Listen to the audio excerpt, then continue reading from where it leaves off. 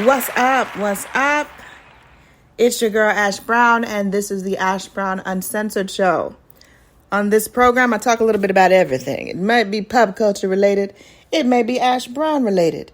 You just never know. You just never, ever quite know. Now, today's topic, what I'm going to talk about a little bit, is about myself. Y'all have been sending me questions, comments, concerns on my Instagram at OneLoveAsh, and I appreciate you.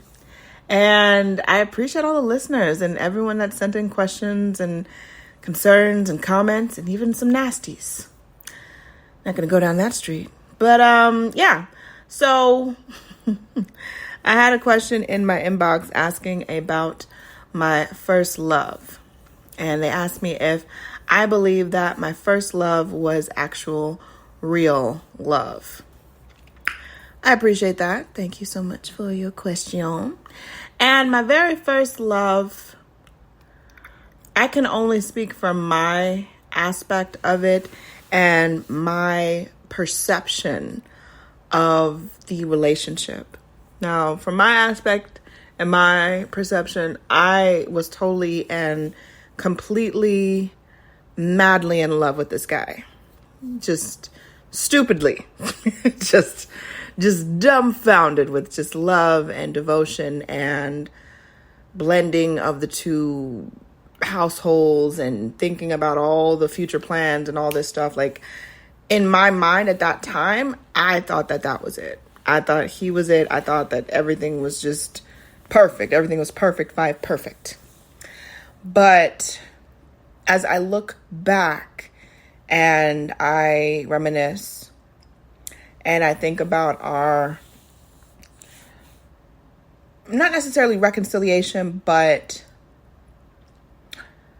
us being able to talk in modern times about the past relationship, I would say this. I knew that I was in love and I loved him with every fiber of my being. But looking back, he was not in love with me. Because it was my first relationship, because I'd never been in love before, I fell hard, y'all. I can admit that now. I can talk about it now. I fell very, very, very hard. And I could not picture a life without him. But as clear as that was, he was clearly picturing a life without me. And I don't think that he was in love with me. I think that he tolerated me. And he was in love with the idea of what my presence meant for his future. And let me chop this down. Let me break this down for y'all. Let me break it down. Let me break it on down. And I'm not one that's saying like, oh, I'm all of that, what I'm saying? He lucky to be with a chick like me. No, that's not at all what I'm saying. But he did take notice to how people would flock to me, how I had a very calming and loving and just caring spirit about me. And he saw how people would flock to me. And I think he was in love with that idea of what that meant for him and what those kind acts and those connections that Ash has was going to enhance his life. He never supported my dreams, my goals, the things that I had set in front of me. Like, I would share a lot of things with him, and I always incorporated a lot of what I wanted to do, but I would always include him. But it was never reciprocated. Never reciprocated. And I just figured, oh, well, that's just how life is. That's just a man. That's what they do. And that's just what happens. But it doesn't have to be that way. And it shouldn't have to be that way either. And when we reconnected in recent times, it became even more clear to me that he was not interested in me as a whole person. He was more interested in how I could enhance his life, his current situation. and the future plans that he had. He never once stopped and asked, well, what are your goals for this? Or what is your goal with your company? Or how can I help you with this? And how can I help you with that?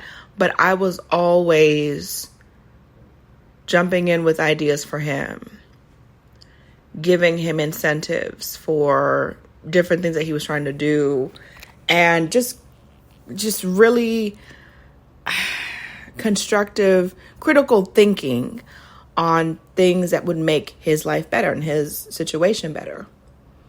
But it was never reciprocated. So you see, like in the past, while we were dating, wasn't reciprocated.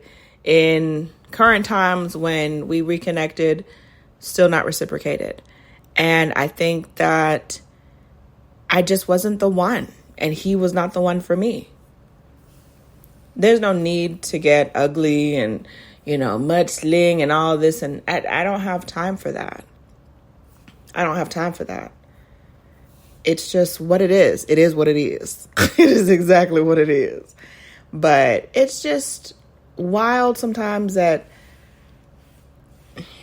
I guess when you're young and you're in love and everything just seems so perfect, well, everything that goes up must come down at some point. And if it's meant to be, guess what? It's going to work out. It's always going to work out if it's meant to be. If it's not meant to be, well, then that'll be true as well. That'll be true as well. But yeah, my first love, yeah, it was true love for me, but it definitely wasn't for him.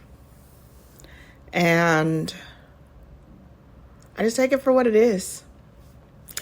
I just take it for what it is. That's all we can do. Like, people want you sometimes to be remorseful every single day of what you did in 1972. And I'm just like, life is too short to be sitting up here harping on stuff that's in the past. You're talking about something that's over 20 years old. I'm not going to harp over anything like that, especially if it doesn't affect my life today. Especially if it don't affect my life today. But, yeah. So I'm here in these books, y'all. I hope that each and every one of you are having a great, fantabulous time wherever you are, whatever part of the world that you're in. Guess what? Your girl's going to be traveling over there soon. I'm going to see y'all real soon, very soon.